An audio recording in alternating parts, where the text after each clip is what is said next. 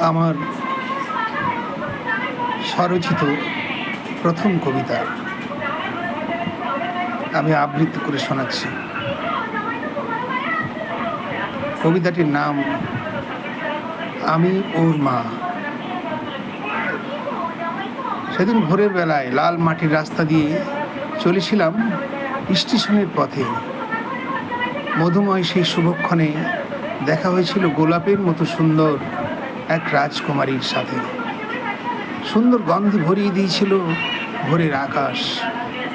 ওর চলার ছন্দে পেয়েছিলাম স্বাধীনতার মন্ত্র, আর কথা বলার ছন্দে পেয়েছিলাম ভালোবাসার গন্ধ। একটা কিছু বলতে গিয়েও বলতে পারেনি ও আমাকে, শুধু যেন বুঝিয়ে দিল চোখের ইঙ্গিতে। তারপর এক সাল দেখা নেই।